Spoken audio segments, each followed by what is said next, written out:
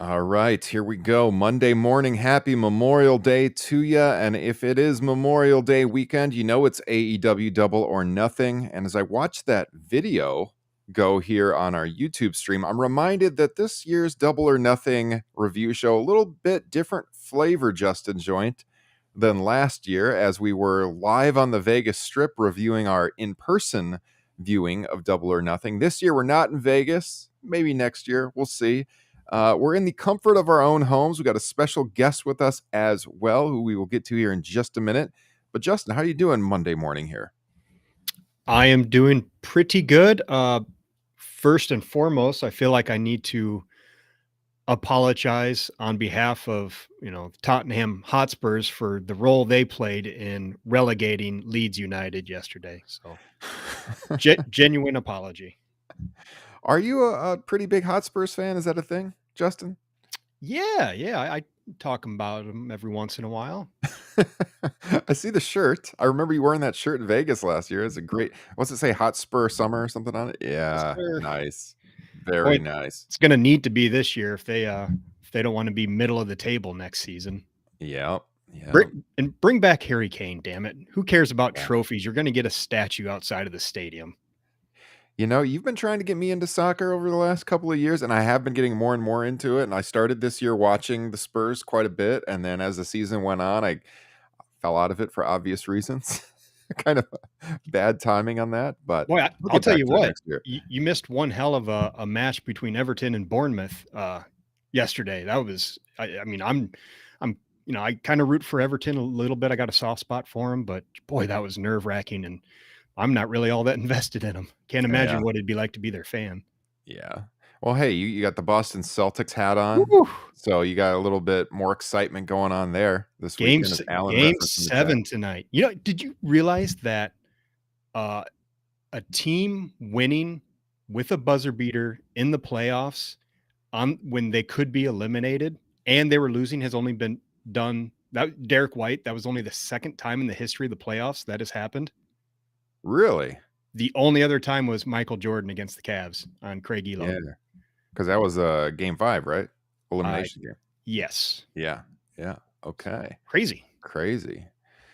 Awesome. Well, hey, up and down with the sports world. Busy professional wrestling weekend. We had Night of Champions as well. We might hit on that here a little bit at the end of the show, but predominantly we're going to talk about Double or Nothing. So we brought in a guest. I think this is third or fourth time he's been on the show. You might have to remind me. He's definitely been on some pay-per-view reviews in the past. We planned this out a couple of months ago when we could get him back on the show. So joining us from across the pond once again, Carl Longhorn. Welcome to Top Rope Nation, sir. Thanks, guys. And Justin, as a Leeds United fan, I accept the apologies. But in the words of a scumbag, Vince McMahon, Leeds screwed Leeds. So we deserve to be screwed and be relegated. But no, I'm happy to join you, and obviously to all the Americans, happy Memorial Day. Yeah, Justin, that was he was a Leeds fan. Yeah, he mentioned it yesterday on Facebook. But I think their problem is too many Americans on that team. Can't be doing that.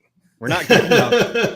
There was no strategy to what we bought in the summer, but cheaper tickets next season, and a couple of more clubs near me that can go to away games on, sit in the home end and not make a sound.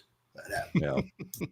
Very nice. All right. Well, guys, as we often do here, let's start the show with our grades for AEW Double or Nothing. I'll bring in the Twitter poll here in just a second, but the old A through F scale. Justin Joint, give me your grade for Double or Nothing. Well, first and foremost, I would give that crowd an F. I don't know how you can go back to Las Vegas next year. I mean, I know the build can be part of the blame, but I mean, once you've spent your hard and earned money to be in that arena, I don't know why you don't get invested at least a little bit. I mean, the first match on the card delivered, the energy was there, and then Jericho happened and it just killed all the momentum. So yeah, F for the crowd. For the show itself, C+, I guess. Pretty lackluster until the last two matches. I mean, I guess maybe you can say, once the Statlander surprise happened, then the show started to pick up a little bit. Yeah. Carl, what about you?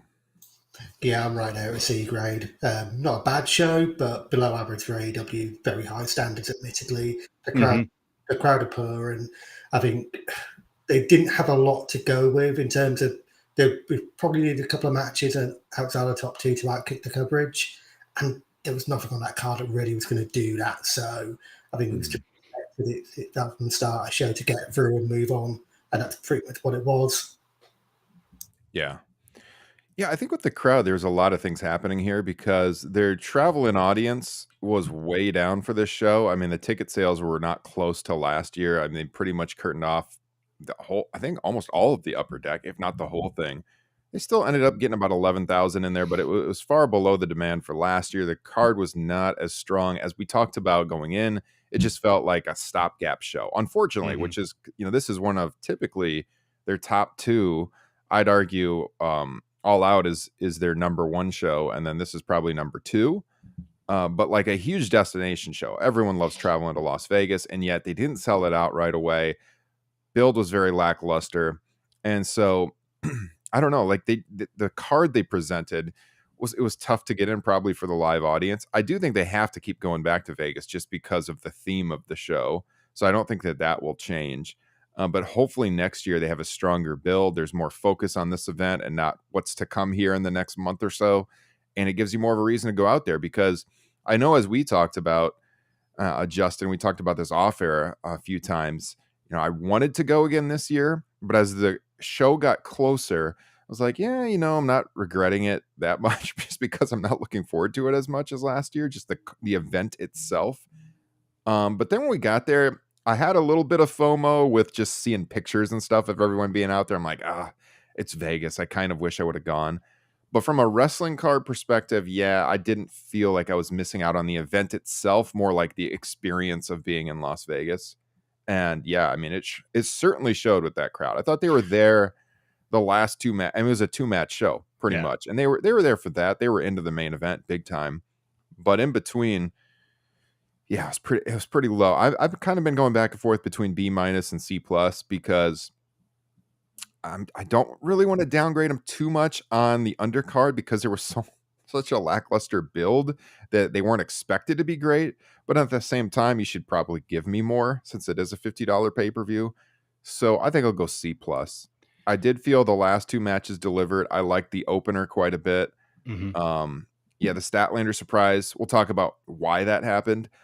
That was decent. And we talked about what might happen with Jamie Hayter on our preview show because of her injury, and that ended up coming out to play as well. So yeah, I'll go C+. Our listeners on Twitter are pretty much right there with us. As I look at the Twitter poll, we've got about 84 votes in, and like a third of them are out of B, a 33% out of B, 31% of C, and then about 19% had an A. And the D or F range, the trolls come out for the 16%. So, I mean, yeah, overall a split between B and C predominantly. And I'd have to agree with the listeners on Twitter with that. I saw some people in the chat here. We had Alan give it a B-. He said, I'll give the Bleacher Report app a solid C- with the audio problems. Yeah, dude, I had so many problems with this Bleacher Report app. I was tweeting about it this morning because I was not able to watch the end of it live because I wanted to watch Succession, as Justin and I talked about on the preview show. So I went and watched Succession about an hour and a half into the pay-per-view. And then I came back to watch it, and I was trying to catch up. I watched all of it but the main event until this morning. And then I had to come back this morning and watch it. And I put on my Roku, and you literally cannot fast forward more than 8 seconds at a time. It took me almost 10 minutes to fast forward to the main event, which set back our podcast schedule just a little bit. But we ended up getting there 15 minutes late, but we're here this morning to talk about it. They got to get this app figured out, man. Get it on Max as soon as possible. Please, please, please, please. I just wanted real quick, one more thing about the crowd energy last night is that the other reason I have a hard time blaming, ticket sales and enthusiasm going into the show, blaming the lack of build, is that, we've seen great crowds on Dynamites that, with with far less people and zero build. So I just hesitate to blame it all on that. I think there was just something going on that day, which can happen. Do you think some of it has to do with the fact that this is such a big building? You know, like they should have probably, if they would have known that this is the number they were going to draw on, they should have done the MGA Grand. But this T-Mobile is a very, very big building. And I remember sitting there last year, and I mean, there were people in the upper deck all the way to the top. And then I watched it this year, and that's all curtained off. And so, like, even if you have 10, 11,000 people into it in a building that big, it's so cavernous. Like, is that going to dissipate the noise a little bit? I mean, it's hard to, I don't know acoustics well enough to say, but I feel like they're already working from behind because the ticket sales were so lackluster. Yeah, I agree with you, but also like you could just visually see the crowd sitting on their hands for large portions of the show. Yeah, that's true. That's true. All right, like let's just jump into it. And I think we'll start with the main event because that's what everyone's probably going to want to talk about right away. That was kind of the signature build, and then we'll go backwards. So we had discussed on the preview show that this Anarchy in the Arena definitely should main event. It did, made the right call there. I was a little surprised that they went 2 in a row, that they put the title match on right before this without the, the typical breather match. I think it ended up working out fine. I'd made the argument on the pre-show they could open with the title match. They didn't do that, but what they opened with, as we'll talk about later, was pretty good. But this main event, man, it was good. I don't know right now. I just finished watching it like a half hour ago. I don't know if I can rate this against last year's, which was incredible and was so fun live. There's things about it I could nitpick a little bit. There was some timing issues, like getting to the pins to break them up. Little bit late a couple of times there. Not sure Wheeler Yuta, no offense. I'm not sure Wheeler Yuta should be kicking out of the buckshot lariat. I wasn't a huge fan of that. Well, and to your point about guys getting there late, is you couldn't tell when it did look like he hicked out, but Claudio was right there. It looked like pushing him out of it too. Yeah. Alan said, surprised they went with the music playing throughout the first part of the match again. All right, I had a gripe with this. That band sucked ass, man. I'm sorry. It was not good. I did not like the band. I think it was just the singer. I didn't like the cover of Wild Thing. I didn't like the way he sang the words Wild Thing, and to hear it over and over was grating on me a little bit. I thought last year when they played the actual recording of the song Mox Comes Out To, which is a great song, it worked really good, and the crowd went crazy for it live when we were there last year. It seemed like they were somewhat into that this year, but I don't know what you guys thought. I didn't really care for that band's rendition of the song very much. Any thoughts, Justin? Yeah, it seemed like the lead singer lacked energy, kind of like the crowd. Yeah. And also the way his mask was colored kind of made him look like he was wearing blackface. I was going to say that too. Super awkward. Wild Thing. I just didn't like the way he sang it. It didn't sound like the original. Not good, man. What did you think over there, Carl? It was very off-putting. I think it got after about 5 minutes of that, it's getting far too off-putting. Whereas last year, I think it was maybe a volume thing because obviously entrance music when it's not live is quieter, so it wasn't as off-putting. It was just, and it wasn't a good cover as well, poorly vocal. So yeah, I get why they kept it going as long as they did because they had the spot that they were building up to, but I would have called an audible and brought that forward personally. Yeah. So they had the double super kick from the Bucks that took out the lead singer, and that was the end of the music. It's interesting though. You get kind of used to it. Then when like the music stopped, it's a little jarring to get back into like the match as it's quiet. Yeah, that's true. That's true. Yeah. So anything you guys want to call out? I mean, there's the big spots, obviously the exploding super kick. They fought all over the concourse area. At one point they went outside into a pickup truck. Go ahead, Justin. Oh, no. I guess for me, the big takeaways of the match is them trying to elevate Wheeler Yuta, which I didn't really have a problem with. It makes a lot of sense to me to build him up. It just didn't, like, the match ended and he's up on Claudio's shoulders, and I just didn't get the feel like he had actually leveled up. Like, he didn't feel like a bigger deal to me. Yeah, and they were pushing that on commentary as well throughout the match. So you could tell that was one of the goals. Like I said, I guess I didn't notice he was pushed out of the buckshot, but watching it live, I was like, is he really of the level right now to be kicking out of the signature move of one of the top stars in the company? So maybe I missed that, but yeah, that was clearly the goal, was to build him up and to make him look like he was on the level with these guys. What did you make of Yuta's performance, Carl? I thought he had a good outing. He definitely needed a bit of elevation because he's obviously with three, top guys. Really, obviously you can debate how much of a top guy Claudio is. I rate him quite highly, but obviously Moxley and Danielson are two big deals, and for Danielson, he's probably got a big feud coming his way this summer. So I'm interested to see what this means, because the way it looked, certainly in commentary, what's going to be able to deal with this, I guess sixfold now, if you include Callis and I can never pronounce his name, Takeshi. But obviously Omega teased a couple of people, which I guess would be Forbidden Door potentially. This New Japan tease. But then beyond that, I'm not quite sure where this leads. I enjoyed the match.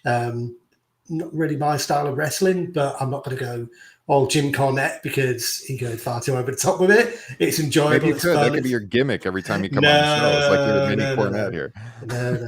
I get the great Brian Last appear on my Twitter feed for some reason at the moment. So I need to find a mute button for him.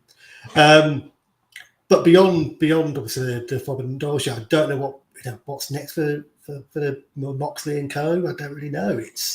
It's interesting. It just felt a bit like, okay, that's booked. We know the Elite will be in something significant. On to the next pay-per-view almost. Mm-hmm. But it's a lot of fun. I preferred last year's personally.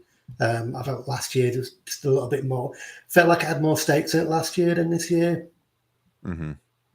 Yeah. I mean, on first watch, I would probably lean that way as well.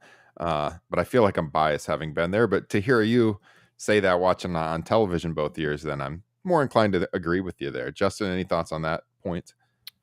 Yeah, I agree. It wasn't as good as last year, but at the same time, I thoroughly enjoyed it, and it was pretty easily my match of the entire weekend.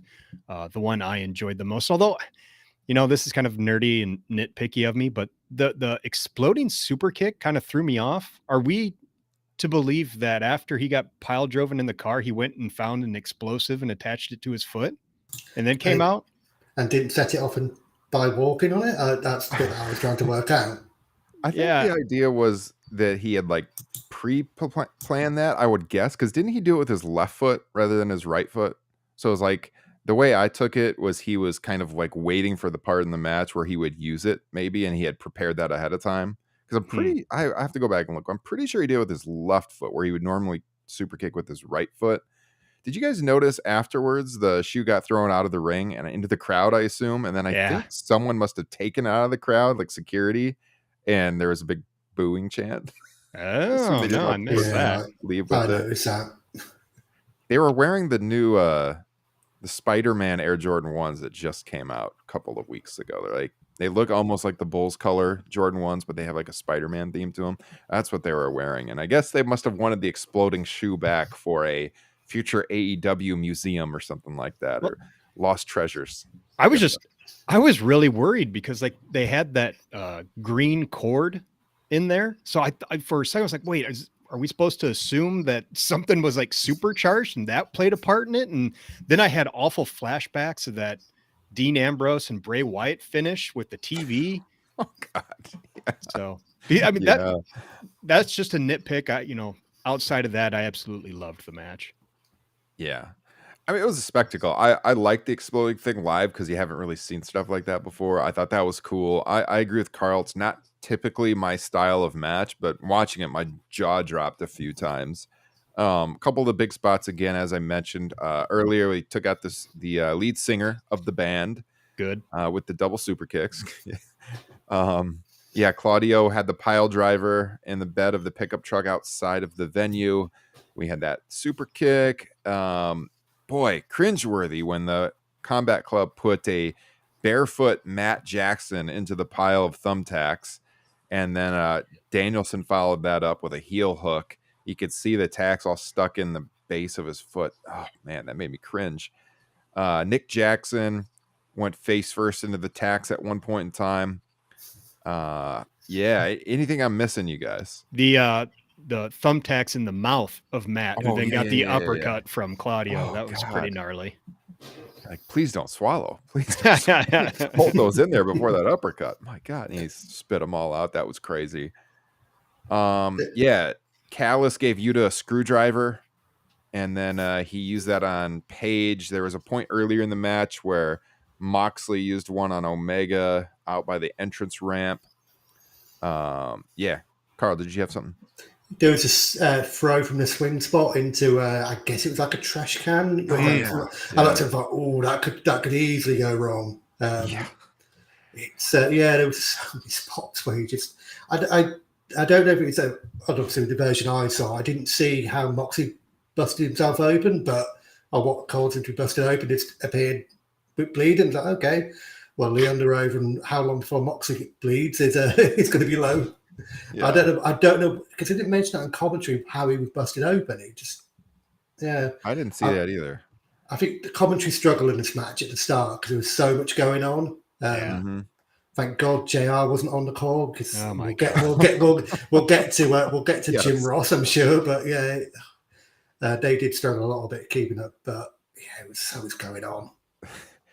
At first, they were going back and forth, just jump cutting constantly, and then into the match, they started using split screens more, which made it a little easier to follow. Like, I think the big swing spot, they had a split screen going at that point. But yeah, it was really, really hard to follow early on. But yeah, we had the V trigger, we had the psycho knees from Brian, lots of near falls. Eventually, Takeshita comes out of nowhere. He takes out Omega, and Yuta scored the pinfall. So yeah, Blackpool Combat Club goes over. We had mentioned this on the pre-show, as Alan pointed out about the the Takeshita effect and everything.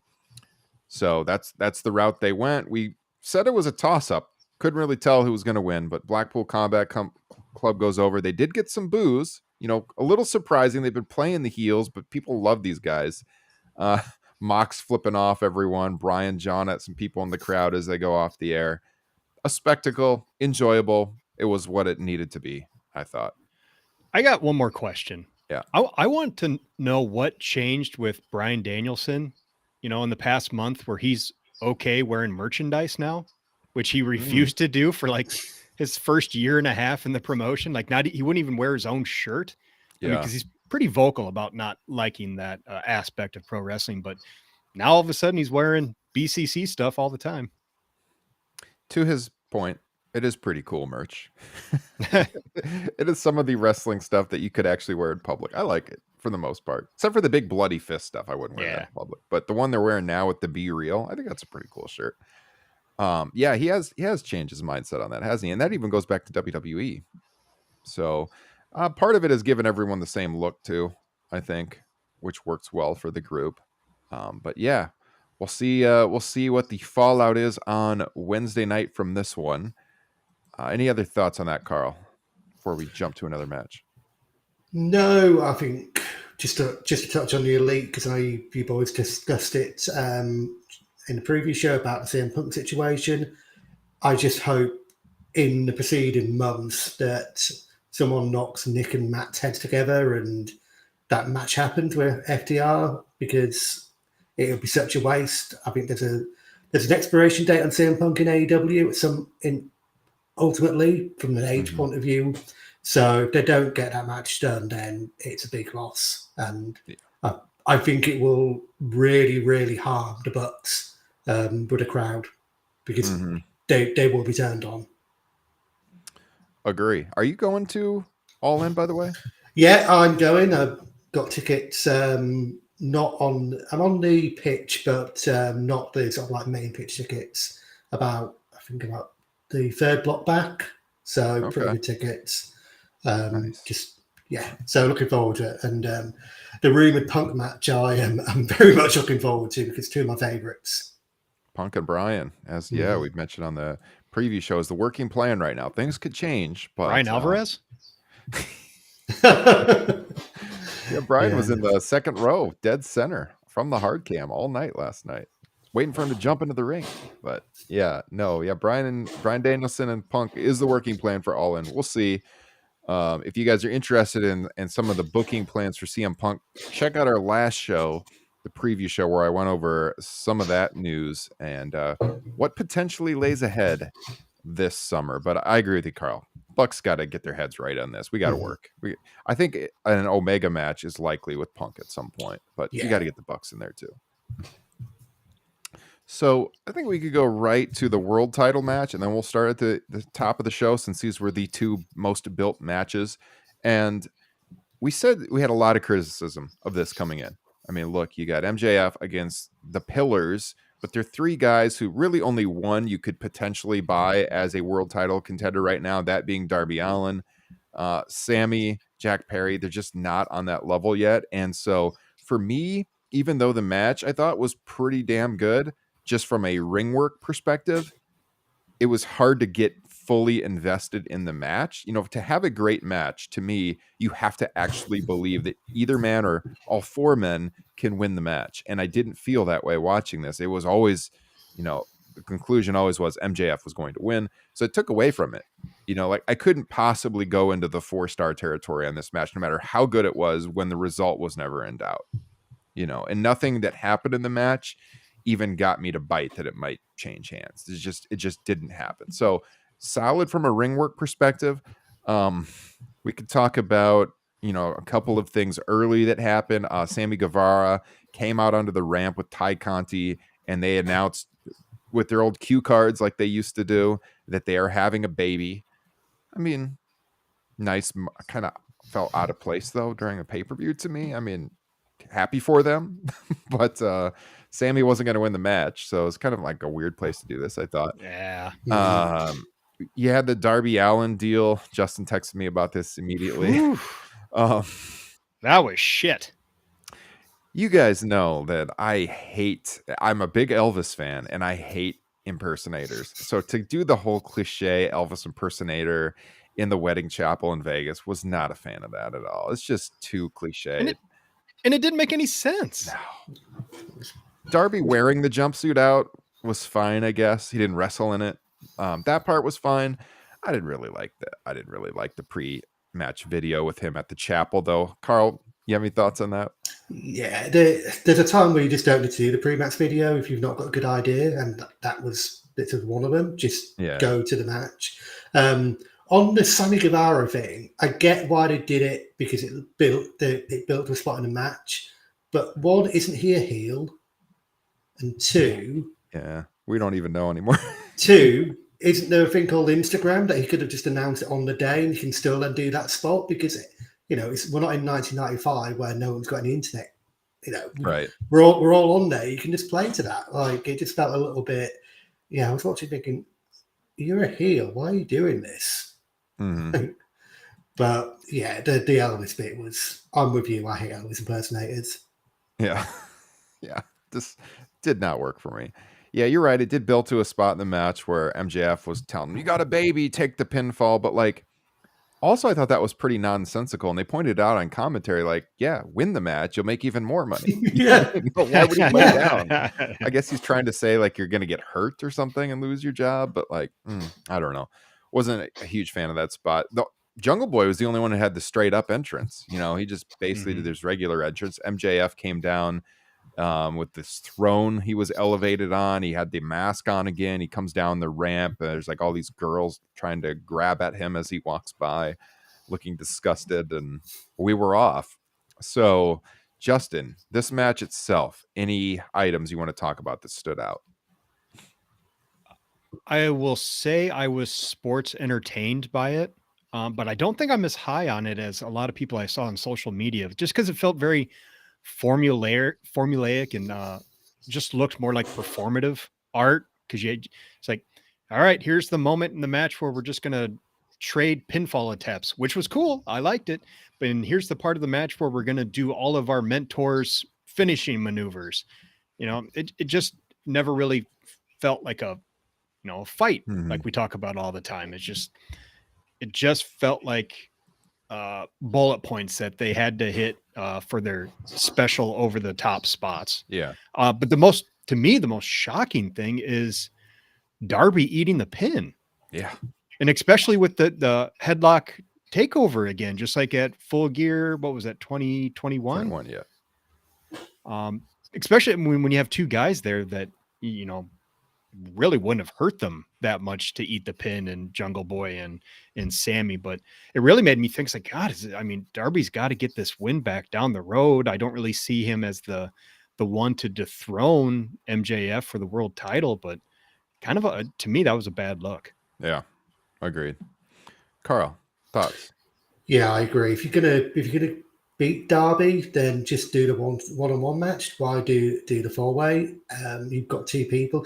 I would probably have had Jungle Boy eat the pin because he's probably turning heel. He's certainly from some accounts is a heel off camera anyway. So having be a heel on camera. I was a big proponent of Jungle Boy at the end of last year. I felt he was moving in the right direction. I didn't think it was his time now to win the title. I felt he needed another big feud after the Christian feud. Mm-hmm. Maybe someone like a Jericho who, by osmosis could elevate him, depending on what mood Chris Jericho's in that particular pay-per-view cycle, of course. But I can't see now. The logic to me was, you beat Jungle Boy with Sammy Guevara, you then got Darby Allin saying, well, you never beat me. Mm-hmm. And then you can build, because MJF teased it after the match and teased it in his news conference. He's got no challengers, and he's absolutely right. I'm guessing that's going to build to someone coming in potentially to challenge him. But you look at it and think, well, you then potentially going to have to beat a Ricky Starks, which I don't think is the right move. I think you want to keep him on that upward momentum. So I just find that they burn through 3 challenges here for no good reason ultimately. Yeah.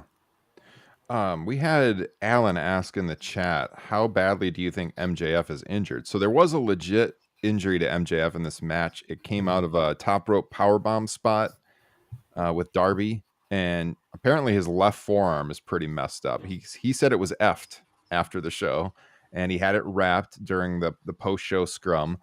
So I have not... I'm looking to see if I've got any texts on this. I haven't heard anything about how severe it is, but it is definitely real. Now, I mean, obviously MJF doesn't work that much as far as in the ring. He doesn't wrestle that often.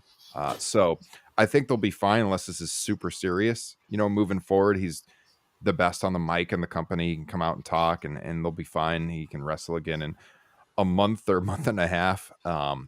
But yeah, I don't have any news on that right now. I don't know how severe it is, but it is legit. He did get hurt in the match itself. So he covered it well because he overacted after that spot to cover it to make people feel like it was potentially a work. And he doesn't need to work Forbidden Door. He pretty much said in the scrum, I don't want to work it. So they're probably already laying the seeds for him not working that. So he's got to Wembley, so he's got 3 months pretty much to rest up. So I think it's fine. He can work the mic and build something up. Whenever he's got it all in, potentially all out, depending on what the scenario is. Yeah, I would assume it's Adam Cole. Talking about the lack of number 1 contenders. Mm-hmm. Not that I'm not saying I want to see that, but I just don't know. That's what the talk was going into the show, was the position in Cole. Unless the conversations with a certain Bill Goldberg that Tony Khan referenced are going to lead somewhere, I don't see that, but that could be a one-shot deal. You bring Goldberg in if Khan wants to do that and MJ beat him, but there's going to be a lot of noughts on that check, and I don't quite see the value in doing that when you've already sold, north of 60,000 seats at Wembley. You don't really need a big draw there. You've already got the seats sold. Yeah.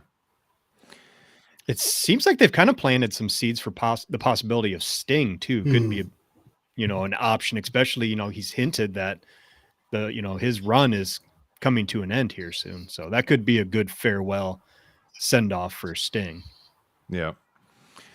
Yeah. As far as Forbidden Door goes and everything, I've heard that MJF is not working it and Punk is not working it as of last I heard. I know that Okada and Danielson is the match that they've been thinking about doing there, depending on Bryan's health. I know there's been some talk about doing Mox and Tanahashi again, and maybe even Kenny working Ospreay.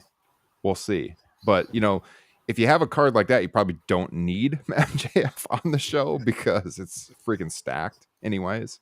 So, yeah, we'll see. But that's going to be a loaded show. And as we've said in the build up to this one, we're looking forward to Forbidden Door more than Double or Nothing. And it's sounding like they're gearing up for a hell of a show in just a month from now. So, and then, yeah, you guys laid it out with the title picture moving forward. There's a few different options, but we'll see. We'll see how that shakes out. Any other thoughts on that one, guys? Nope. Or anything I said there. Okay, let's start at the beginning now. So on the pre-show, I don't know if you guys saw this or not, but you had the Hardys and Hook taking on Ethan Page and the Guns, and it was pretty sloppy. Jeff Hardy was not on his A game here. He hasn't worked. This is the longest layoff he's ever had in his whole career, and hasn't worked in a year. And it showed in the match. In the end, the Hardys and Hook went over. And I guess it makes sense to put over Hook here. But it was pretty much a nothing match. It went 15 minutes. It got a lot of time. I don't know if either of you saw it or not. Nope, I missed the entire buy-in. Yeah, I missed buy-in as well. He was just rusty then. He wasn't messed up. Hopefully, Mr. Jeff Hardy. I hope not. There was a spot where he was in the corner and he just tumbled off. He was trying to springboard and didn't land it right and fell. And they covered for him like they kept saying, oh, he's rusty. He's been out a long time. But he did not look particularly good in this match. He did hit the Swanton at one point to break up a pinfall attempt on the Guns. They were doing a double pin, and then he came off the top. They had set this up. You could see it coming a mile away. And that looked pretty brutal for the Guns to take full weight of that. But yeah, otherwise, yeah, Hook got the finish and, as you would expect, went over.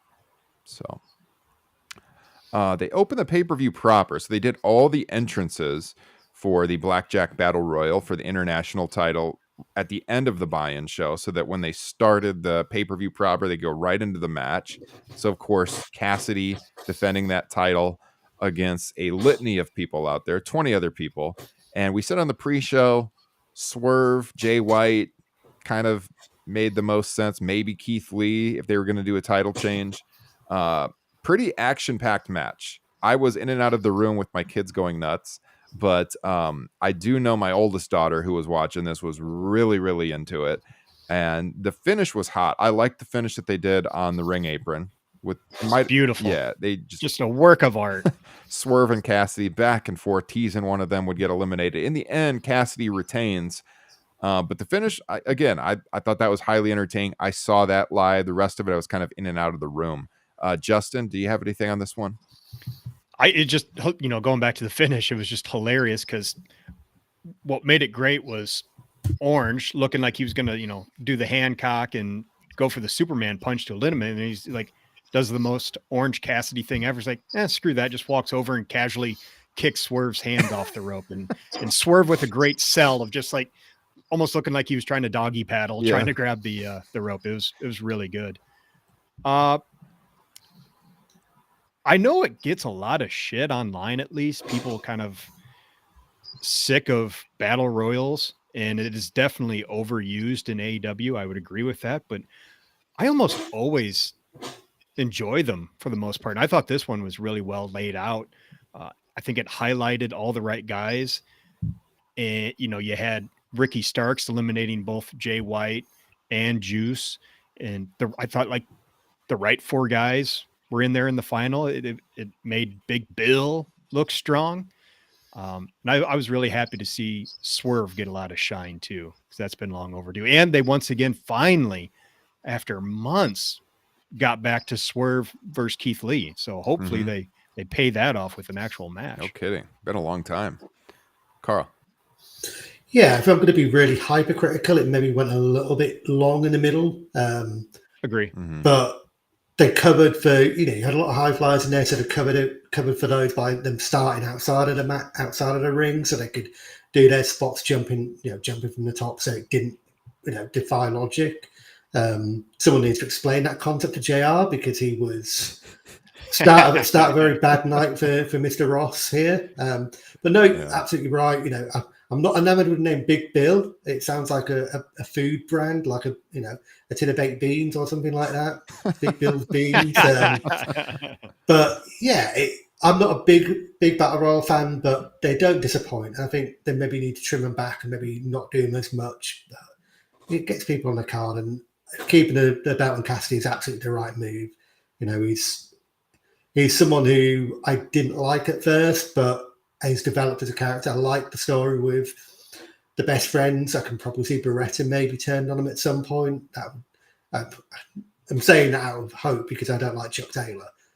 So I'd rather see a Beretta Cassidy feud than a Taylor Cassidy feud. But it's built the story, and like Justin said, they're getting back to Keith Lee and Swerve, which is a good thing. They're continuing the Starks and the Golden Bullet Club, which you would assume will end with a Starks White match, which should be pretty good. Yeah. Yeah, I know there was some people not happy that Jay White didn't go over here because his run so far in AEW has been pretty lackluster. People thought he was going to get a lot more shine coming in than he has, which is one of the reasons why, on the pre-show we picked him as a possibility. And I thought it was somewhat likely, but they got time. You mentioned Orange Cassidy he is a guy that just has general public appeal. He's just such an absurd character that anyone who just happens to watch the show gets into him. I've seen this happen with casual fans here and there. I've read people in our Facebook group talking about it as well, that people just love the guy. Great entrance, great theme song. I don't fault them for keeping this title on him at this point coming into the summer, which is, as we're hoping, going to be a pretty hot summer for AEW. Jay White would have been fine, but in the end, I'm happy with the result. Like you guys said, I like the Keith Lee Swerve direction, hopefully, coming out of this. And it says a lot how your peers see you. Mm-hmm. And talking about, Orange Cassidy's fans and if people like him or not. When Shibata came in, he requested to work with two people. That was Bryan Danielson and Orange Cassidy. So that says a lot that an ass kicker like that sees the value and showmanship of an Orange Cassidy. 100%. Yeah. So this match, I agree, was a little long. It's about 22 and a half minutes. And I don't think I called out the match times. The main event was 27 minutes. The world title match, 27:50. So this just a little bit shorter than that. I'll tell you what, though, a match that should have been a lot shorter was the next one because it killed the crowd live. Adam Cole beating Chris Jericho by referee stoppage, unsanctioned match. Sabu, guest enforcer, 17 minutes. As I said, way too long. This match was boring as hell for most of it. Justin, I think in the Facebook group on our live thread we had going, you had a dumpster fire gif, if I'm not mistaken. Yep. Like you said, I was bored to tears during this match. And I was even like with the introductions, I was watching with my boy and I was getting him hyped up. It's like, bud, this is an unsanctioned match. We might see some blood and some violence and stuff, but holy crap, it was just boring. And Jericho hasn't lost a step. I think he's lost a foot. I mean, that lion salt into the super kick was just atrocious. He was so slow throughout the match. You got JR was not particularly good in this one either. You mentioned JR. There was a point where there was some fighting on the outside. I'm pretty sure I don't want to commit slander here. It looked like he had a beer in front of him. If he did, more power to him. But man, he was not on his A game. It was very, very noticeable. I know why they want JR out there, I guess, for the star power. But dude, just put Tony out there the whole night. So he is so much better, and that was noticeable. The match was bad. Memorable spots. I mean, they did the fire extinguisher thing where that crowd kind of popped for that a little bit, where Cole pulled out the fire extinguisher from under the ring as he was hanging across the ring apron, and then he sprayed Jericho with it. Britt Baker came out, took out Jericho with a kendo stick. Crowd liked to see Britt out there. Let's see. Saraya came out, tried to make the save, but she also got beat down. And eventually, Adam Cole just kind of pummeled Jericho, who was like laying on the mat. He didn't really even sell the punches while he was still awake, supposedly. And then I guess the story was he was out, and then ref Aubrey Edwards calls for the bell for referee stoppage. Later in the show, there's a backstage interview with Saraya and Jericho where he ranted about how the match ended. I was just ranting about the match itself. It was bad. Not good. Not good. As Alan said in the chat, not good, Ryan. Not effing good. That is correct. No, it was... Sorry, Justin, go ahead. I was just going to say that with the ending, it just didn't feel earned. No. Especially with that kind of ending, you almost have to have some blood or something, and it just didn't happen. Yeah. Yeah, I mean, you can tell Fozzy back on toe, can't you? Jericho's physique. It's not as bad as it was in sort of like the 2020, 2021 period where he was looking very large, but he wasn't in good shape. I felt Cole looked quite rusty as well in a match. The problem with Cole now is a lot of spots you're going to watch him, you're going to be cringing because of the concussions. That's always going to be a worry. I've always had this thing with Adam Cole. I know he's a good wrestler, and the crowd knows he's a good wrestler, but the pop for the entrance and the pop for the odd spot with him, and that's about it. It was like that in NXT. It was like that. He's one of those wrestlers that is good, but he just doesn't grab you. Isn't a babyface that you live and die with, and I think that's a problem. And a stoppage finish with a guy like Adam Cole doesn't seem credible to me. Like the strikes didn't even look that hard. So it wasn't good. And as soon as it got the guys out of the ring, the Sabu spot at the start, oof, that could have gone horribly wrong because he just almost looked like he just sort of like fell off the top rope. Yeah. It wasn't good, and I think Jericho needs some time off the show now. The stuff that he does, like even little things like the spraying it stinks after he's got Cole. A lot of things that he knows what he's doing, but it's like, I'm seeing you too much. You need to go away, concentrate on the tour, get into a bit of better shape, and come back when we've got something meaningful for you, rather than Tony having to sort of shoehorn him in when I don't think Tony Khan needs that problem at the moment. He's got a lot of people to find feuds for, and Jericho, it's just an unnecessary thing at the moment. Take 6 months off, come back, go to Japan, do something. Yeah.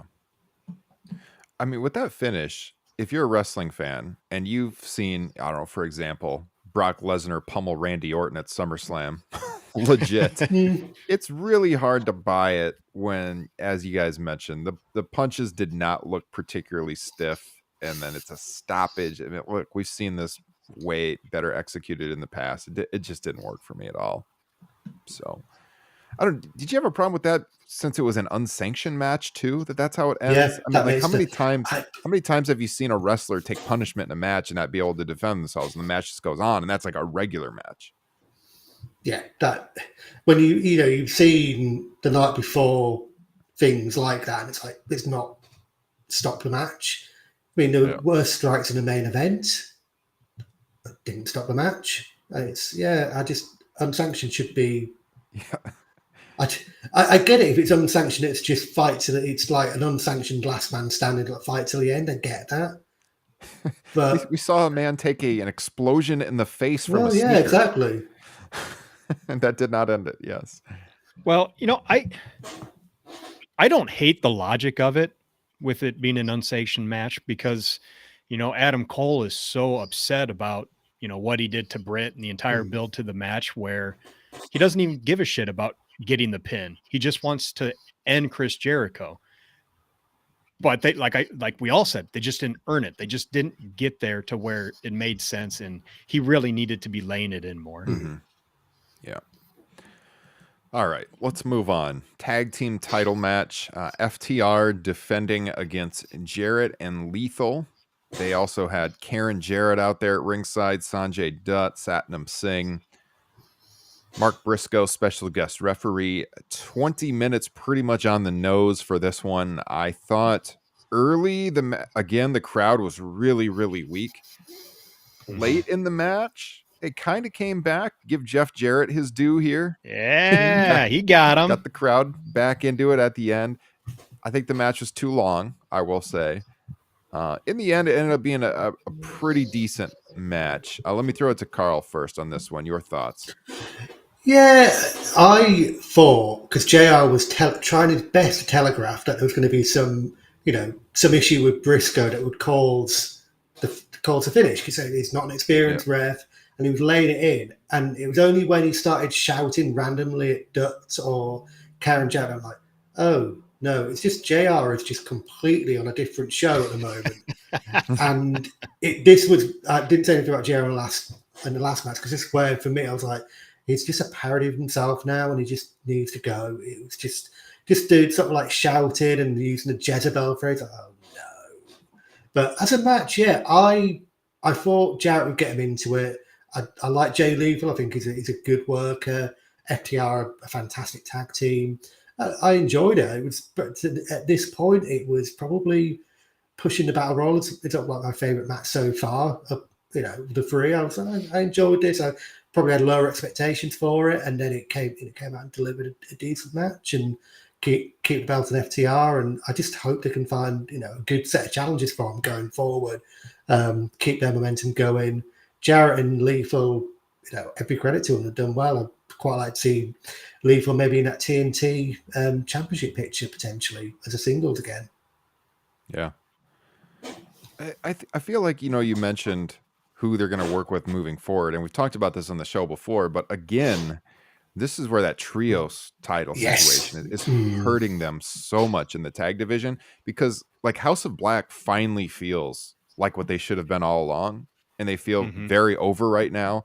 Imagine them in the tag title picture. Instead, they got a whole different set of tag titles, the trios titles, and it just dilutes the tag division so much. I was early on in this match, I was watching it, and when the crowd wasn't quite into it yet, and I was just thinking about like last year and even before that, when the tag division was such a signature for AEW, with Acclaimed having the belts and just hot crowds. And before they came back, I'm like, man, this division has really fallen. And that sucks saying that with FTR, with the titles, one of the top tag teams in the world. But yeah, you're right. Like, where do they go next? That's the never-ending question. They showed us on the show. It looks like they're going to be going up against Bullet Club Gold. Yeah. FTR saved Ricky Starks from being attacked. Yeah. I just feel like long-term wise, there's limited options. Yeah. And that's like the continuing question is, all right, who's next? You can't telegraph it too much. And sometimes you want that predictability. You want to see someone coming.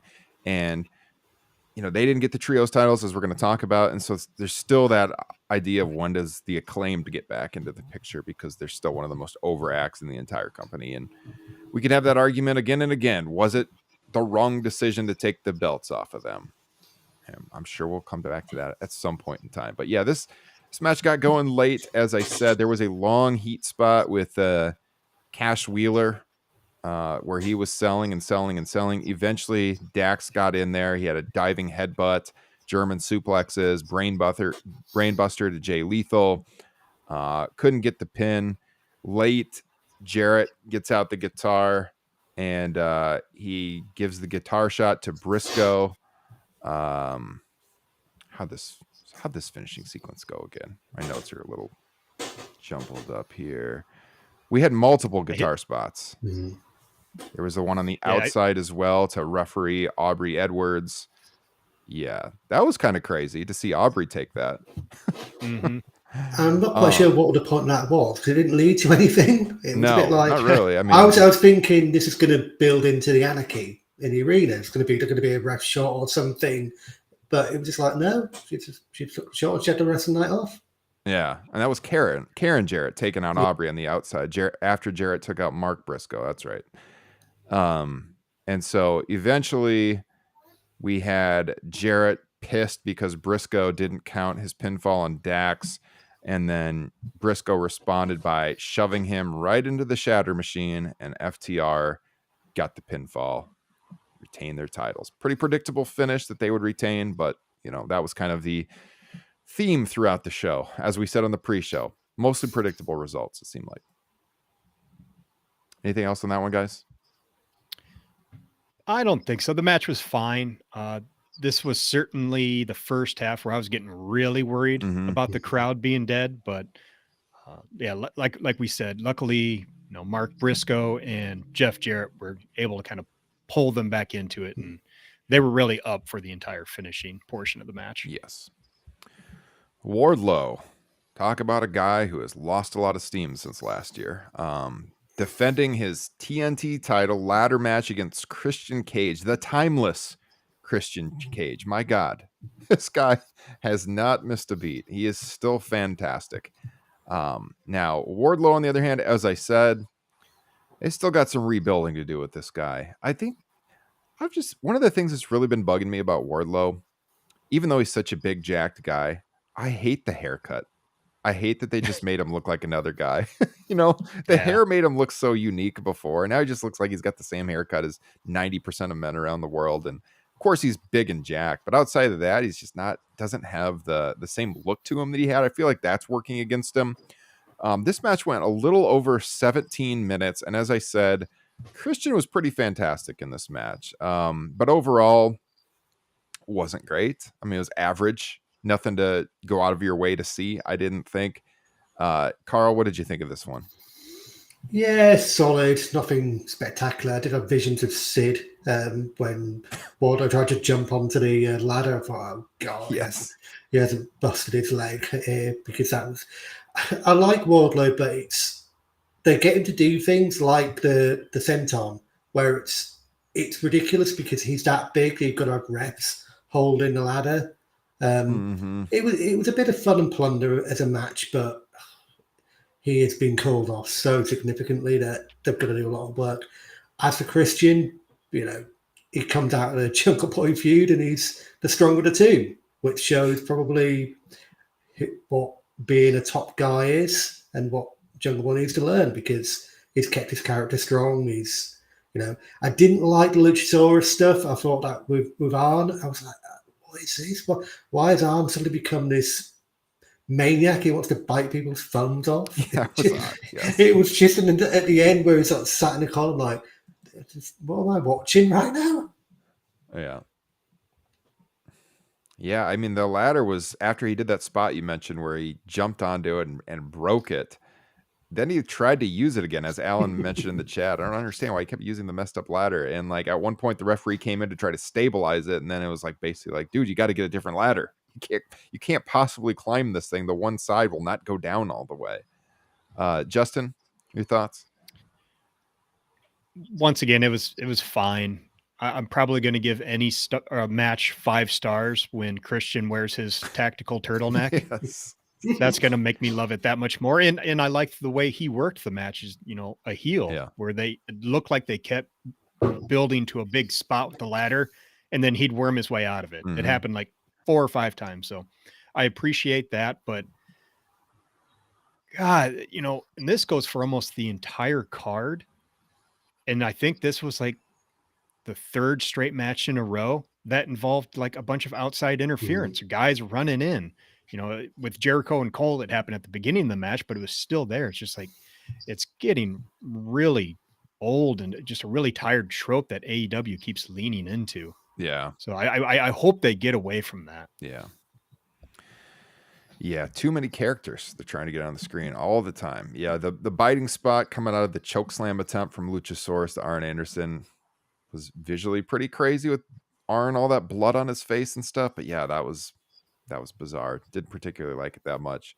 Yeah, there was the ladder spot out in the aisle, as we talked about earlier with Wardlow. And eventually what happened is Christian was climbing up the ladder and Arn tipped the ladder over and Wardlow caught him, almost dropped him, recovered, caught him, and slammed him, and then got the title to retain. And so, yeah, it was, to me, it was the Christian Cage show, the tactical turtleneck. I love that phrase, Justin. Showing that he can still work a ladder match at this point in his career, but Wardlow was just kind of there and along for the ride, which is not what you want to say for the guy who has the title. You know what's funny? You talking about his hair, and I stole this point from somebody on Twitter. I wish I could give them credit, but I can't remember who. It's so funny that, he got his hair clipped in that feud and it meant so much of him because of his dad or something. It's like, just grow it back out, dude. I know. You could just grow it back out. I got to get a haircut every 4 weeks or I look shaggy. It won't take that long, man. Come on. At least to make it start looking unique again instead of the everyman's haircut. Come on. Mm-hmm. All right. Moving on. So that takes us to Toni Storm and Jamie Hayter for the women's world title. And we talked about it going in on the preview show. Jamie Hayter is legit injured, has the shoulder injury. And they played into that in the intros where they played her song. She didn't come out. They played her song again. She comes stumbling out. And, she's getting beaten down by Saraya and Ruby Soho. Takes a bunch of punishment in the ring. I mean, it was like a 3-minute match. Not much to it at all. In the end, we have the title change. Toni Storm gets the victory, which we said was quite likely because of both the injury and also that we had heard is the fact, and I think Fightful reported this, that the lay of the land in the women's division was about to change significantly. And that's also going to play into what happened in the TBS world title match here in a second. So I can't say I was surprised at all by this result. I think Hayter, who is legit injured, give her credit for going out there and working. She took a lot of planned spots to her arm to make it look like they were, they worked it safe, but still it looked pretty brutal. After the beating down the ramp, they had to deal where they're working over her shoulder outside by the steps. There was a mess up at one point where they went to like kick her arm and the arm dropped early. So then they repeated it and did it again. They had the spray paint spot where Ruby sprayed spray paint in Hayter's face.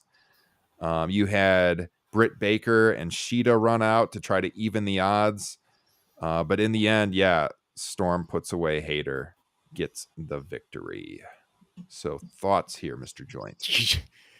Your all-time video game glitch moment when Hayter just randomly took off and hit that turnbuckle. Oh yeah, I mean, was so bad. The finish there, the finishing sequence where she ran in, that was not good. I felt like they should have known live maybe that didn't look good and to do something else, but they still took that right into the pinfall, unfortunately. Carl, go ahead, Justin. Finish it. I was just going to say, finish wasn't all that surprising. We talked about it on the preview show. You got to assume you let Hayter heal up and get her title back at All In. Yeah, the finish was stupid. They didn't even need to go to that spot. They had ample spots to do it beforehand, and it wouldn't have hurt her. They could have done what they wanted to do in 90 seconds, and it, with the start, and obviously, her being attacked and all that. I just don't quite know what that spot was meant to be. It was odd, but she's hurt. She needs time to recover. Don't have a massive issue putting a belt on Storm. I would question Fightful's something looking significantly different when it's Toni Storm as a 2-time champion, and we'll talk about the return, which I don't think is that much different, really. But hopefully Hayter can be back for Wembley. I don't know how serious the injury is or isn't, but it'd be a shame for the Brit to miss it. And she's the one of the two Brits on the show that I'd rather see in the women's division, because I don't particularly want to see Saraya. Yeah. I sure hope she could be on that show. That would be a travesty if she couldn't work that show. Well, and especially to work Toni Storm, because those two have great chemistry. I loved their match at Full Gear last year. That was a shame with the injuries that they were missed out the chance to have another great match, and I think that did affect the card because the finish just felt really odd, and it was another flat feeling finish. So I don't know. We'll see what they do with Britt while Jamie's assumingly away, unless they keep her on TV and just talking. But it does feel like they need to move Britt back into that title picture. It's been a long time, and she's still, one of the most over women in the company, one of the most over stars in the company, to be honest with you. So, we'll see. Not much to talk about. 3-minute match, title change. Not all that unexpected. We roll that into the 6-man trios title match with House of Black against the Acclaimed and Billy Gunn. Yeah, Max Caster's rap was phenomenal. He made a reference to Buddy Matthews and his dating Rhea Ripley. Talked about Dominic, how he's with his girl on television. There's some other lines that aren't coming to me right now, but that was the big line that popped everybody. It was good. It was one of his best raps in a while. Match itself was, I don't know, it was all right. Decent. Nothing, again, to go out of your way to see, but I'd rate it average to slightly above average. Justin, what did you think of this one? I agree 100% with you. I would say it was bang average. I do like House of Black still mostly being portrayed as ass kickers, and the lighting much better now than their first attempt at this, I don't know, House of Black rules stuff. So it was fine. Yeah. Who was that mentioned in our Facebook group, the Red Hell in a Cell? I can't remember now. Someone said that it was worse than the Red Hell in a Cell, and I was like, oh no, never go Red Hell in a Cell. I don't think it's quite that bad, and I agree with you. They improved it from a watchability aspect here. But yeah, it was. Carl, what do you got? It was solid. I mean, they've done a really good job of House of Black to recover them, because they're on their way to just being really insignificant before the return, and they've come back. They're portraying them well. Brody King was like a complete ass kicker, which is fantastic, and I can see him, when they do drop the belts, and he could, have another one that could be in that TNT mix, have a decent run. They've got so many options in the mid card, this promotion, that they just need to utilize them right. But at this point, I think them holding the Trace title for the next, probably next couple of pay-per-view cycle, if you class All in All out as one pay-per-view, I'd like to see him hold the belt through to Full Gear and see what they're doing. Like you, the lighting's right as well this time. Definitely not anywhere near like the Red Hell in the Cell. That's awful. This is good. But yeah, and the Acclaimed getting them back in that tag title mix. I don't need to see Billy Gunn wrestling. All I want to see from Billy Gunn is just him scissoring, and that's it. That's all I need to see. Well, at least he was the one who took the pinfall. Exactly. That was the right decision. Yeah. But yeah, I will say, talking about Brody King and being an ass kicker, I'm a big fan, but I hated the way he sold that Famouser. Like, how The Rock would sell the stunner. I thought that was bad. Yeah. I think he was overselling. I don't know if he was overselling because he wanted to get Billy Gunn over a little bit before the pin out. It just, you don't. Yeah, that's the problem when you've got someone like Billy Gunn in there. You can't take it serious with a guy. I mean, what is he like? Pushing 60 now? I know we talk about Jeff Jarrett, but mid 50s. I'll Google it. Yeah, he's 59. 59. You're right. Yeah. So I agree with you. I don't really need to see him out there. The Acclaim needs to be in the tag division. He's out there out of a necessity in this match, but yeah, it's the whole thing with House of Black, less lore, more ass kicking. I'm happy with that. I think the presentation right now is pretty much exactly what it needs to be. I know Brody King's excited that CM Punk's coming back. He tweet about it the other day or something. So expect to see him on Saturday evenings here in the future. But they retain, again, predictable. They're an actual trios team long term. And so, they get the win. 15 minutes and 30 seconds. And the only match we haven't talked about, well, I guess this will turn into two matches, is Jade Cargill defending the TBS title against Taya Valkyrie. That was the first match. It went just under 9 minutes. Jade, of course, got the victory. No surprise. Talked about on the pre-show, Valkyrie being a veteran can help lead Jade through this match. Jade's still pretty green in the ring. But no surprise, she gets the win. They put up the big graphic on the screen, 60-0.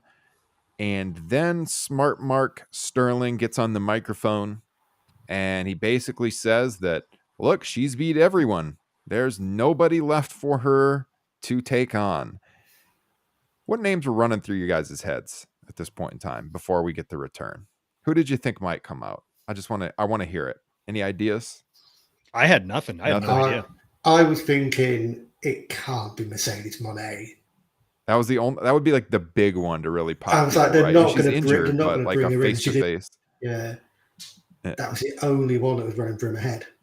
That was when I was wondering about her, if maybe she'd come out even injured just to do like a face off from the ramp or something. Instead, we got Kris Statlander. Who's been out, for injury for quite some time. She comes down to the ring. They do a match, and to probably everyone's surprise, she actually defeated Jade Cargill. So unannounced match, couple of years of Jade never losing a match. Statlander comes back, gets the victory, changing the lay of the land here in the women's division again, because now we've got a new TBS champion, Kris Statlander. I will say, crowd really liked it. They like seeing her. I mean, Statlander is one of these AEW originals as well. She's always been very popular. I like what we have seen with her character before, that they were moving away from the whole like alien bit a little bit, because I thought that was a little over the top. So why did this happen? You're probably wondering, what the hell is happening? Why would Jade Cargill lose after 2 years of building up this winning streak? Well, apparently Jade is going to take some time off, and she's going to be coming back with a reworked character. What? Yeah. What? That's according to Fightful. That she's coming back and they're reworking her character, which seems odd to me since this is what they've built for 2 years. The character. I mean, I would. Character's the best thing about it. Right. Yeah. Yeah. I mean, I think everybody would agree that the run had gotten a little stale, but to completely change her character, that doesn't make any sense. Yeah. I will read you exactly what the report said, because it was almost like Fightful was sitting on this story, and they obviously weren't gonna spoil what was gonna happen. Statlander's been around for a few weeks training backstage. She's very, very well liked by everyone at AEW. So it didn't really surprise people backstage that she would get this win and get this spot. I was shocked that they were going for the shock finish and the shocked match. I was surprised they wouldn't build to the match and do it that way. Yeah. But yeah. Exactly. If she's in line for a character change, whoever's going to beat her, give them a straight up win. That is so weird to me, especially when you essentially got the same thing as the Money in the Bank cash in, where the baby face does the surprise cash in and gets kind of the cheap win. That's really odd to me. Here's the quote. Fightful has learned that Jade Cargill is slated to take some time off soon, if not immediately, before returning to the ring with a personality shift down the road.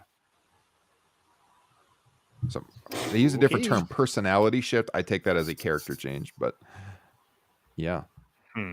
Interesting. But yeah, Statlander's been on the road for a while, and she's been working out in the ring. And so this is part of this shift that's going to be happening in the women's division, I guess, over the summer. Which, I like Statlander, but it felt like a letdown when the surprise was her. And I mean, just to your point, build to this match instead. Even if you would have just had her come out and tease the match for this Wednesday where she beats Jade, I think would have been a much better route. Yeah. Yeah, because even I was thinking about this, because after this match, I paused my stream to go to local shop. And I was thinking about this. Even as a babyface, you can still use Beach and Jade Cargill as a party promo. You get, say, a returning Nyla Rose comes back and challenges Statlander, and she can say, "I was the only person to beat Jade Cargill. Do you think I'm going to worry about you? Dealing a monster heel." It just feels like a bit of a waste, just for the sake of even 3 days, 4 days till Dynamite. Do it then. You can still give it a time off. As for the character change, we can't prejudge what that character change is going to be, but it does seem very odd because that's the best thing about her. She definitely needed to drop the belt. It was getting stale, but I wouldn't have done it in this way. It did feel, obviously knowing that now, sort of slightly differently, but it did feel a little bit like booking in the moment, which is a criticism sometimes of AEW you can have, and WWE as well, where you book for the moment rather than the long term. Whereas if you just waited to build it even over a week, 2 weeks, you then give Statlander a better hand going forward. The other thing is, and I like Statlander, but it's a risk because she's had 2 serious injuries. she gets knocked banged up again, then they're going to have to completely revisit things. Where so you don't set someone up to fail in a way potentially this will do, because she's coming off a long run and she's now going to establish herself. She's not really got anything to talk about other than I've got the belt. Okay. I will say when it first happened, before I saw the Fightful report, I had a lot of things running through my mind, because now I know she signed a multi-year contract with AEW, I believe in late 2020. I don't know how long that contract is. We know most of them have been 3 or 4 years lately. This is not a report, but I had someone tell me this was probably January. And Justin, I remember, I think I sent this to you and Kyle in our text thread. Back in January, someone who is connected, although they haven't really broken any stories to me, so I don't want to put too much stock in this. I'll just say it's like a rumor. But someone told me who is connected back in January that Jade was wanting to go to WWE. And this was 4 months ago.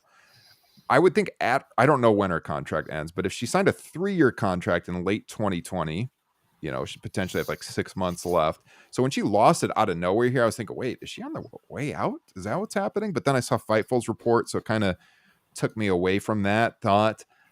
Now, WWE did try to sign Jade before she went to AEW. She had a tryout with them. I guess the story was they were questioning how committed she was to the wrestling industry. Obviously had a great look.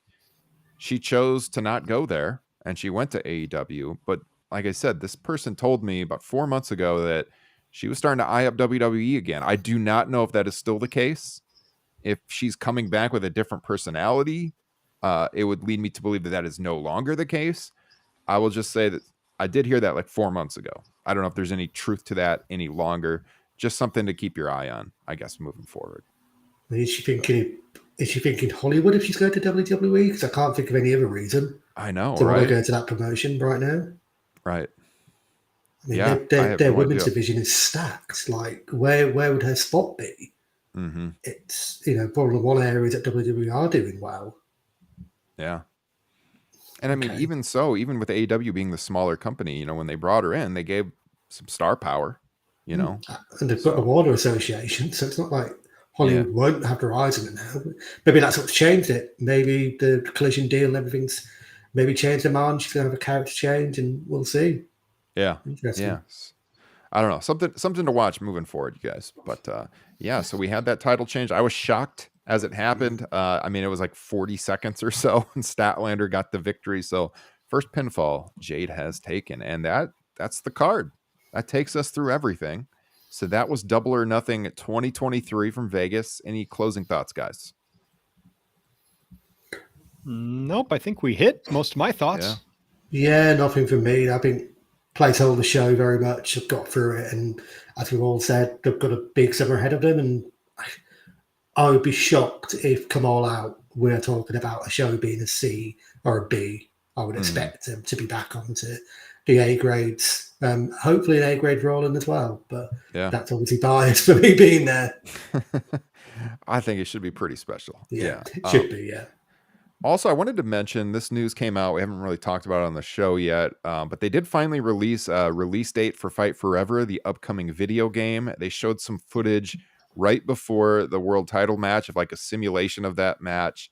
Comes out June 29th. Carl, I don't know how much of a gamer you are. We could talk about it here in a second. Justin, I know you have been waiting for Fight Forever. I've kind of encouraged you to get 2K23 because it is a really solid game, and there's a ton of AEW creations and community creations on there. But you've been pretty steadfast that you're waiting for AEW, and that'll be the next wrestling game that you buy. So how excited are you for the game, Justin? What do you make of what you've seen in the footage? Yeah, I'm excited to play it. I hate, just a nitpick, sorry, everybody, how stiff the belt looks when the guys were holding it up when they won it. Yeah. That's just something that kind of annoys me, but I will definitely be getting it when it comes out. Carl, what about you? Yes, same. I'm not a big gamer, but I do enjoy my wrestling games. Fire Pro's a big favorite of mine. Oh yeah. I've got 2K22. I didn't get 2K23, but I did enjoy 22. And probably will wait for 23 to get a bit cheap, but I'll be buying Fight Forever. the belt aesthetics aside, which is a common theme for most wrestling games. Yeah, it's that way in the WWE games too, Yeah. and they can never quite get the hair right. That is Oh, a the hair's criticism of the always WWE games too. Yeah, like it moves too much in the WWE games. It definitely, you know, it has kind of an arcadey look to it. Mhm. It's supposed to be like the old Revenge No Mercy games, which will be a strength. I'm looking forward to that. Whereas the WWE game definitely has they're trying to get realism across. Like it's supposed to feel more like a real match. It's going to have a more arcadey feel, but also you can pick it up and play and have really good matches. I think that shows in the footage that we've seen so far. So I am really, really looking forward to it. I have seen people nitpicking the graphics on it, that it looks like PS2 graphics. I got to tell you though, being a teacher and I'm around teenagers all the time, this generation does not care about graphics. That is to most, maybe for our generation where we saw gaming change so much from like freaking Atari up through modern day, we might be obsessed with graphics. They don't really care that much. And if they're looking to connect with the younger generation through the game to get fans, which is one of the strengths a successful video game has. I mean, like how many times back in the day did you play Revenge or No Mercy with people at sleepovers who weren't even wrestling fans, but would love to play the game? Like it's a way you can connect with people and get them possibly interested in the product. And like I said, I'll tell you, teenagers, they don't really, they play Minecraft. That is not good graphic. Minecraft could be N64, so I don't think that is a detracting thing from the game. Carl, you mentioned Fire Pro Wrestling. I love that game too. Again, graphics are not superb. It definitely has a different look. It's more 2D, but it looks crisp, which I like. And it doesn't take away from the game. To me, it's all about gameplay. Yeah. Yeah, it has a feel of, you say that No Mercy Revenge sort of gameplay, which is good. I saw someone on Twitter a few days ago, I forget what old WWF, WWE game it was, but it was Cena crashing into JBL's limo. And I'm like, I hope they bring those sorts of sort of random backstage things back, because obviously 2K will not do it, but we could bring that thing. And a big thing for me, so in the UK, it's 50 quid, which there's a good price point. There's no extras so far advertised. And I think that's a big thing. Price it competitively, not like, I think the 2K23 was like 108 quid over here with like the full package. That's too much for a video game for someone who's 14, 15 years old. And that's the audience you want to be grabbing. Yeah. They've got our money. So. Yeah. No, I think it's huge for the company to do something like this to potentially reach new people. We've seen AEW as it's gone on. They grew their audience a little bit with Punk's arrival.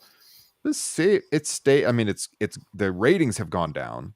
Of course, some people aren't watching through conventional means, but they haven't really grown their audience like we'd see. We've got like that hardcore base that watches all the time. They got to reach new people somehow. And I think the video game could be a great gateway for people. We will see. I hope it's super successful. I'm really looking forward to playing it though. Justin's your kid going to play it? Oh yeah. He's excited. Yeah, absolutely. Okay. So lastly, real quick, Night of Champions also happened this weekend. And I've seen the big matches. I have not seen everything through the middle of the card. I tuned in live to watch the world title match, which opened the show, which I thought was a mistake. I saw the main event. I saw most of Brock and Cody. And I mean, overall, it seemed like a pretty enjoyable show, but not an A-level show. I was dismayed that they had this new world title open, because I felt like, as we said on our preview show, you should put more focus on that, even if Roman Reigns is on the show, just in order to display to the audience that this is a prestigious title, not jerking the curtain. Justin, to your point, we talked about two really solid workers, Seth Rollins and AJ Styles. They should have a really good match. And then you said, not so fast on that. You were right, sir, because this match was nothing spectacular. I didn't think. I don't know. I was bored by it, man. Yeah. It's like, first off, I want to say, with just my general feelings about where WWE is at right now in their product, I liked this event a lot more than I thought I would. I 100% agree with you. I don't understand why this went first. A lot of people will say it's like, well, it's because of everything that happened at the end of the tag team match. Well, okay, save the Jimmy stuff for Friday. Do that on SmackDown. You can do everything else. You can have the Usos accidentally kick Solo to help Kevin and Sammy get the win. But save everything else for later. You don't have to do it on this show. You know, your other world champion isn't defending his world championships on this show. Build up your third world title. Yeah. It's just so dumb to me. But yeah, I kind of along the same lines as with the Pillars 4-way match. It just all of Seth and AJ's matches together and with other opponents just feel like paint by numbers. It just feels like I'm getting the same thing every single time. None of it feels natural. And I was just bored by this match. Hell, my match in the night would probably be Gunter versus Mustafa Ali. I thought that was perfect. And a big part of that is Gunter actually feels different than everybody else. Kind of the same way with Brock Lesnar. Yeah. I'd put in that same boat. Those two are just completely different than everybody else on the roster. Going back to the tag team match, I am so sick of these Roman Reigns matches. They're all laid out exactly the same. I'm just so bored to tears with that. I actually did doze off during the middle of that match. 26 and a half minutes. Yeah, to your point about the Jimmy thing, if they would have done it on SmackDown, way more people would have seen it live. I mean, I got to imagine, we don't know the numbers of how many people watch this live, but like it's a holiday weekend. It's on during the middle of the day on a Saturday on a holiday. I don't imagine that many people are watching, especially comparison to like a Fox SmackDown show. I think that would have been the better time to do it. But yeah, I mean, they could have put this in the semi-main. They could have even opened with this. They could have opened with Brock and Cody, which I think was the point that I had made, that I would have put that one on first. I definitely said that in the Facebook group. And I mean, there was some reaction that, well, it's Brock Lesnar, he has to go on towards the end. But I mean, like Brock and Seth opened a WrestleMania, so surely he can open this show. And again, the problems there, Cody, of course, took the loss, just like we figured would happen. We got to go 50-50. But again, the spotlight's on Brock Lesnar, and it felt like the spotlight was on Brock Lesnar at Backlash. And so I don't think that this feud, even though Cody will eventually get the next win, most likely at SummerSlam, I just don't think it's done anything for him. I think Cody's momentum is so slowed right now. The out is that he has the hurt arm. But like I made the point on the previous show that put him over strong with the hurt arm to show how good this guy is. Instead, we got to drag this on. He'll eventually beat Brock. And how much momentum is he going to have by next April? If that's when they do the Roman match, I do not know. But I would not put money on him having anywhere close to what he had this past April when they should have had him win the championship, I believe. Yeah. So, Carl, we've touched on a lot of matches, but give us your thoughts on this show. Yeah, there's a lot of problems in WWE right now because Seth AJ wrestled for the title 4 years ago, or wrestled for a title 4 years ago. Neither of them seem to have moved forward in any meaningful way. I'd say Seth Rollins has regressed in those 4 years. His character stinks. And to Justin's point about the matches, you go into a Seth Rollins match knowing exactly what it's going to look like.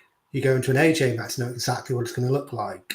And that can work, but it doesn't work when you're wrestling sometimes 3-4 times a month across TV. You can't have that pattern sort of match.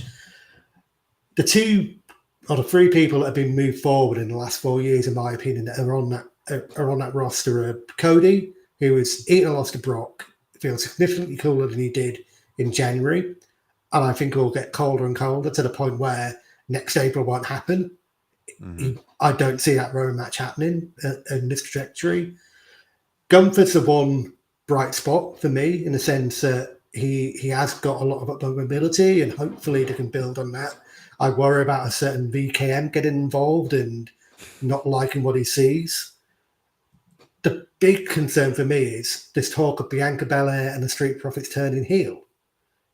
If they've done such a number on Bianca Belair that they're going to turn her heel, Like, what are they doing with their pens and pencils in creative? Like, they've, she has been done such a disservice. In the build to Mania, she felt like a complete afterthought. I personally, the storyline they're doing with Becky, they should have done with her Mania. It should have been Trish turning on her and use Trish's star power as such to, keep Bianca feeling relevant. What's Becky Lynch going to gain from this feud? And that's the point about Jade, when we talk about Jade Cargill going to WWE. There's so many people are trying to satisfy in that division that Bianca's being left behind, and it's not good. Rhea's, I guess, is the exception as well. But she's had to jump through hurdles to get there because 3 years ago now, she was dealt a really bad hand with the Charlotte Flair feud, and she's had to rebuild herself. I'm not convinced that Bianca's going to be able to do that with a heel turn. Her character doesn't feel like a heel, and it's very odd. I'm not convinced. I'm hearing rumors that Roman's going to defend Money in the Bank and SmackDown SummerSlam. Mm-hmm. So that you question what this Uso storyline is going to be. Is that just going to be a SmackDown TV match? Yeah. I'm glad I don't watch it week to week because it's just. I only watched it because I was coming on this show and it was on in the background. I agree with you on Bianca. I don't particularly like the plan. I know a lot of people think, oh, she plays the heel role well, it'll be great. I think that she has the most mainstream babyface potential right now of like anyone in the women's division. Mm-hmm. Little girls love Bianca Belair. And this speaks to this greater problem of where they've been tying the real life couples together on TV. Like, I think it hurt Becky. I hate that they're doing that with her and the Street Profits because I think the Street Profits as a heel team is a great idea. I don't like that you got to turn both of them. I think Bianca should stay baby face and that the Street Profits should go heel and quit tying them together through the real life couples shit. So I don't like that direction either. I think that is a bad idea. I didn't hate Asuka winning the title because, as you said, and as we've talked about, the title reign needs some juice. It had gotten boring. Need a change of pace here. I also agree that Gunther is one of the big bright spots in WWE. And I hope, to your point, Carl, Vince McMahon doesn't change directions there. To his point, he's a big dude and Vince likes big dudes. So I think he'll be fine. He's gotten himself into great shape, which we know is something that Vince wanted. So I think he'll be fine. And yeah, there's some to like. There's some things to be concerned about here. Overall, from what I saw, it was like a fairly enjoyable show. But yeah, creative continues to make me scratch my head a little bit.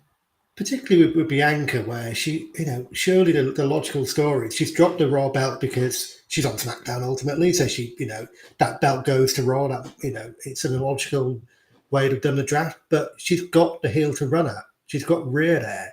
She's got, have that, rebuild herself as a babyface to dethrone Rhea. That's the natural story. I don't, to your point, Street Profits as heels. I'd probably say Montez Ford as a heel.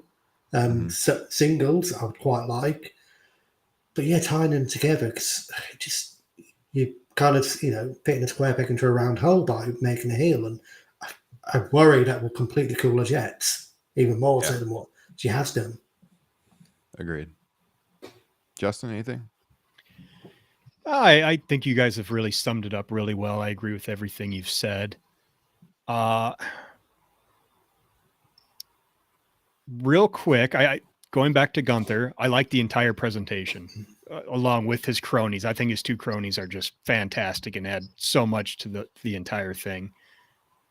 I really liked the finish of Bianca Belair and Asuka. I thought that was really creative with Asuka, spitting the mist onto her hand as she was kind of anticipating for Bianca going for her finisher. I thought that was good stuff. And that also tells me the way they did that I don't think Bianca's going to be turning heel, at least anytime soon. If they want to do that, it's going to take a few months of planting those seeds, kind of like what they're doing with Jungle Boy over in AEW. Yeah. Real quick, I will say I'm baffled by a lot of the Cody stuff. I hated him running away at the opening of the match. Yeah. I mean, what a baby face. Yeah. That made no sense to me. Outside of that, I liked the match for the most part. Yeah. I mean, it's really difficult unless it's against Roman Reigns in WrestleMania. Outside of 31, I like Brock Lesnar matches a lot for the most part. But other than that, I would say as far as this card goes, I loved Natty getting squashed. I thought that was perfect. Yeah. And I think your country's politics are pretty screwed up when you're making Trish Stratus cover up her body. No kidding. Come on.